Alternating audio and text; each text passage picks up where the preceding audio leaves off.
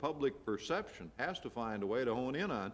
And if we continue to hide the budget process in a three-way deal where now the Budget Committee has to take its action, then it's got to bounce over to the authorizing committees, they take their action, then it finally comes to the Appropriations Committee and they take theirs.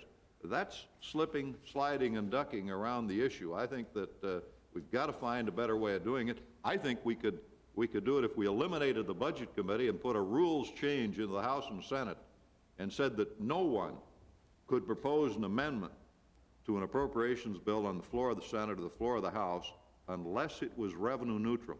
In other words, if we're going to add spending for something, we had to put in there the taxes to pay for it or the other account we were going to cut to pay for it so that it would be an honest amendment. That's one suggestion. There are a number of others that are better than that. Alice, can you comment on that?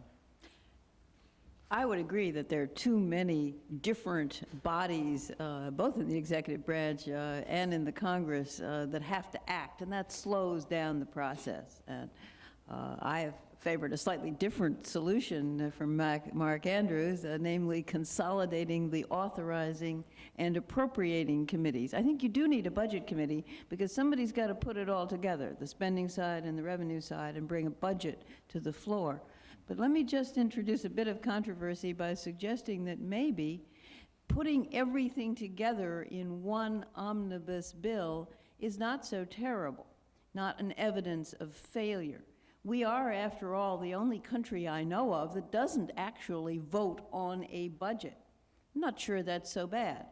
We say it's failure because we haven't passed individual appropriations bills. We've wrapped them into one big thing.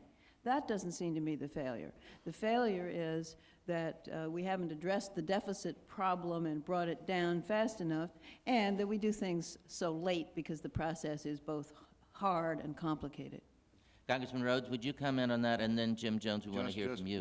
Just one more comment, and something that my good friend Mark Andrews said caused me to want to make this comment, and that is to the point of the amendments, causing amendments to be revenue neutral. That's a good idea. One of the problems in the House, of course, is that the bill is quite likely to be brought out under a rule which waives points of order. And if you can't make a point of order against an amendment, then it goes to a vote and might well be adopted. And my suggestion, Mark, and I haven't talked to you about it, but I believe you might agree with it, is that a rule coming from the Rules Committee waiving points of order should be adopted by the House by a two-thirds vote. And that would be an excellent one. That if a rule, in other words, is not an open rule, and if it waives any points of order, that it should be adopted by a supermajority. Jim Jones, can you comment on that, please? Well, I make 2 points. First of all, I would agree that the procedure, the process that is currently Congress deals with is cumbersome, and that there ought to be a consolidation either of the budget process into those committees that are primarily responsible for the budget, namely the taxing committees and the spending committees on entitlement programs, or combine the authorizing and the appropriations committees. In other words, we have too many steps now, and it could be reduced substantially to maybe 2 steps. That will help. But this business of getting around the budget strictures will continue. Process will not solve that. The ingenuity of politics and Americans in general will get around any kind of process, even a constitutional amendment. I think what really needs to be underscored is what Mark Andrews said at the beginning, and that's when the American people demand that their political leaders do certain things. And I think that's where I want to put a plea in for the entire electoral process. Let's look at the way we're going to get out of the mess, and I only see 2 ways. One is genuinely a bipartisan approach to solving the problem, in that Democrats and Republicans look at the deficit and they foresee economic doom very quickly, and that they're going to get blamed for it unless they do something about it.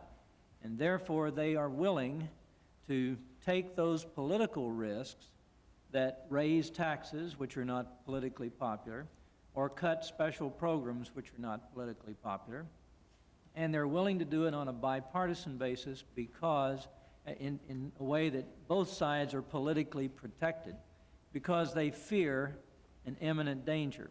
That's one way to get it done, and that's one of the things that's being talked about. And one of the reasons they're saying there ought to be an economic summit where the President and the Democratic and Republican leadership of Congress get together and work out a bipartisan agreement.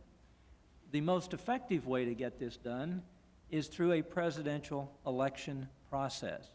If you look at the way spending has occurred in the past, it is in response to what those who are elected perceive the American people want them to do. If you just take a look at the most recent history, Ronald Reagan is elected in 1980. He is elected on a specific platform. He says, I'm going to increase military spending, I'm going to cut taxes, and I'm going to cut domestic programs, and he even delineated some of those programs. And that was perceived as strength and the kind of president the American people wanted. And when he came to office, he had a mandate, and he did precisely what he said he was going to do. I was one of those in 1981 as the new budget chairman that said he was nuts. It said you cannot cut spending 3 times more than you cut taxes and balance the budget, which is basically what the program was, and still double what you're spending on defense. But the American people listened to Ronald Reagan because they elected him. It was his program. It wasn't Jim Jones' program. Come 1984, there were no issues. What was it? Feel good. There was one candidate who said, let's tackle this deficit. We're going to have to cut spending. We're going to have to raise taxes to do it. The American